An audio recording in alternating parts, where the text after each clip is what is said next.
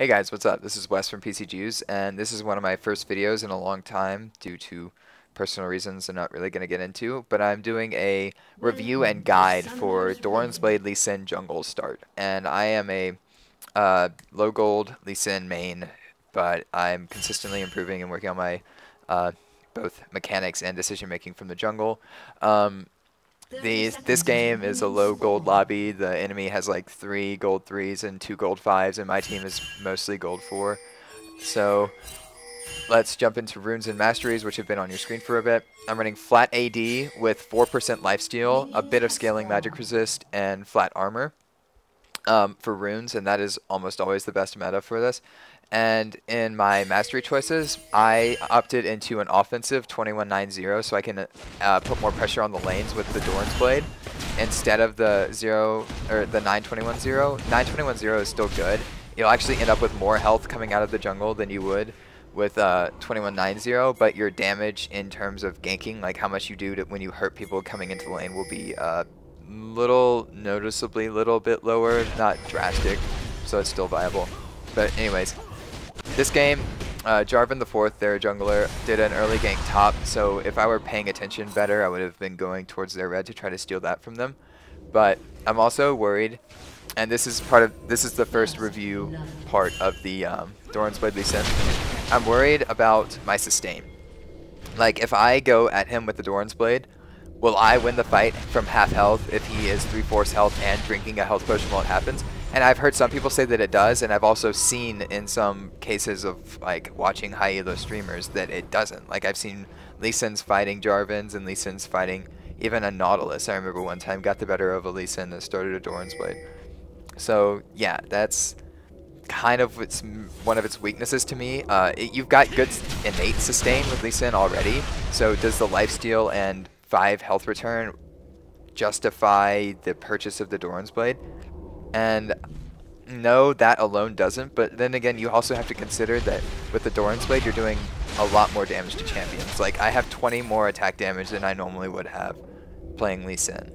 And Lee Sin's abilities scale really well with attack damage. You'll see right there, like, that was a 1 Q in an E, and it did half of Jace's health. And if Nasus were more, I don't know, prepared for that game, like if he had another point in Wither, and if he'd stacked his Q more, that probably would have been a fairly easy kill.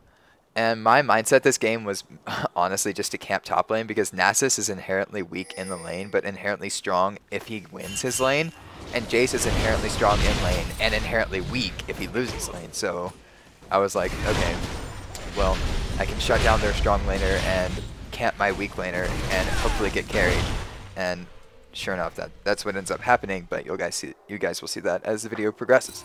So now I notice that Zed has hit level 6, so I think he's going to all in with a red pot on Sion, and sure enough, he does, but I'm there to negate that, so that was some good instance of map awareness on my part, I guess. And you guys are going to notice later that I'm like misplacing wards and mis-Wing and stuff. Like, I'm new, I just got into my college, and the ping is a lot higher than I'm used to. This game, I was about 120 to 130 ping throughout the entire thing, whereas at my house, I'm used to about 45.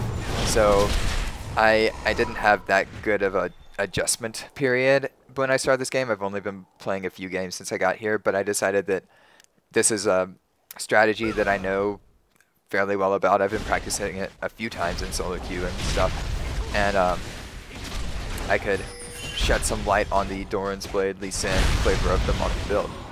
So this is another instance of how much damage the Doran's Blade Lee Sin will do. Like, I hit the Q, and then my kick, and Nasus, without even ulting, and not even having like a late game farm Q, and I managed to burst down Jace pretty quickly. Like, Lee Sin's damage scaling and base stats are good. Like, Lee Sin is a really strong pick. Like, the difficulty that it is to play him properly is made up for by the fact that his utility and base stats are really, really good.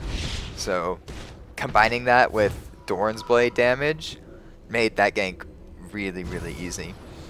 This game, I'm opting into the Sightstone build, and since they're all physical, you'll see I'm just going to start stacking armor, because I still believe that Lee Sin is better played as a tank, and that is another negative point of the Doran's Blade Lee Sin.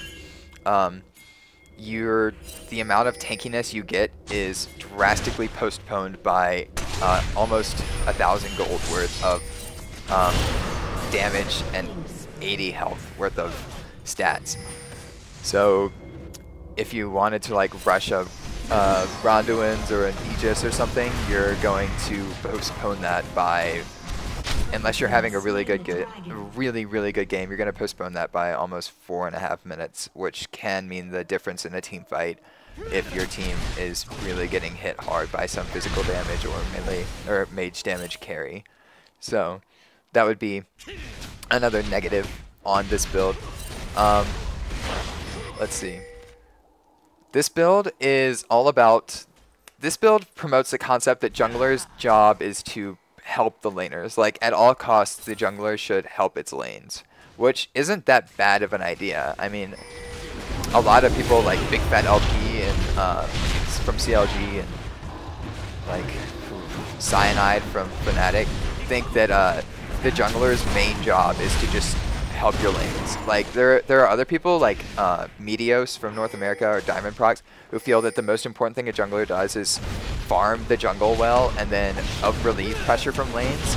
And this build is not for that. The machete gives you 10% increased damage to jungler. Hunter's machete gives you 10% increased damage to jungle creeps, and the Madra's Razor upgrade gives you flat true damage per hit on monsters. And Spirit Stone gives 20% increased damage, and then if you upgrade that into Spirit of the Ancient Golem or Elder Lizard, you get 30% increased damage to neutral creeps, which is way faster of a clear than the double Dorans. Even though the double Dorans does provide a lot of damage, 20 attack damage more than you're used to having, the percent damage over time becomes more important. So late game, you'll notice that your clear is actually decreased, whereas early game it's about the same, maybe a little bit faster. Okay, Doran's Blade Lee Sin is really good at invading after his first back, and really bad about being invaded before his first back. Because he has no health potions to sustain himself, he has to hope that either the enemy jungler shows up in his jungle missing a lot of health, like if the person clears blue and only drinks 1 health potion and doesn't fully replenish their health before they come, Lee Sin can win that duel. But if like that Jarvan had decided to invade me in red and he chugged 2 health potions after blue, he would have easily won the fight. And this right here, this Slaughterhouse of Nasus Lee Sin combo is just an example of the damage that Lee Sin does, and this is why I prefer to build Lee Sin tanky. Zed all-ins me with his ult and tries to get people to help me, and Jace jumps on me, but like the armor I have from my Ninja Tabby and the other cloth armor and the health from the Sightstone just keeps me alive, which is why I maintain that tanky Lee Sin is the best Lee Sin. So, I upgrade my cloth armor into a Warden's Mail, and since their team is all AD, we're feeling really confident because Nasus has a Frozen Heart flat, and Sion's first item is Sion, like Sion really, but anyways, his first item is the Zhonya's Hourglass. So basically everyone on our team has some form of counterplay to Zed and Jace, and that's really big considering that Caitlyn is not very good in the mid game since her mid game nerfs, but her late game is still fine. So we're just trying to rush this game to an end now while we have a really good power spike in Misfortune, Lee Sin, and Sona, whereas Nasus and Caitlyn can counteract each other later, I suppose. But yeah, so Nasus is just split pushing all game, and here is going to be an example of where Lee Sin is really good. Like, this is a 2v1, and my mechanics are so bad right now. Like, my ping is way higher than I want it to be, but I still managed to get this 2v1, get a kill on their AD carry, and get out. And honestly, I wouldn't have been able to do that without Doran's Blades. Like, if I didn't have double Dorans, I would not have won that fight. I wouldn't have died, but I would have won. Like, that fight made me realize the validity of this build. Like, the Doran's Blade build, in my mind, became a legit flavor of the month deserving build when I won that fight. And they didn't play it perfectly, but neither did I. And if they and I were both on better days, I don't know if my better ping and better mechanics would make up for the fact that they are also having a better day or not, but it sure felt powerful. Like, the Lee Sin that fight as Lee Sin felt powerful to me. Alright, so the game is starting to wind down. You're going to see this is where my lag really hits me. I'm like, oh, okay, wait, I hit that Q, and then I flash trying to get in the second proc of Q range because I see Nasus going in, but instead I just end up flashing into the wall and like saving myself one step or something, which is dumb. But Nasus manages to secure the kill because I'd snowballed him earlier, and he just basically had a free lane against Jace from then on. So the enemies surrender, which isn't surprising. The game wasn't really that close, but I felt that I was going to get weaker late game, as Lee Sin always does, and I don't know. Still not a bad build. If you really want early game lane pressure, I recommend it. If you want to farm the creeps and become a tank late game. Now, if you guys could support me by liking this video or subscribing or checking out my other videos, which are playing right now, or following me on Twitter at PCJews, that would be great. I'll be sure to get content back to you guys more regularly, and thanks for watching.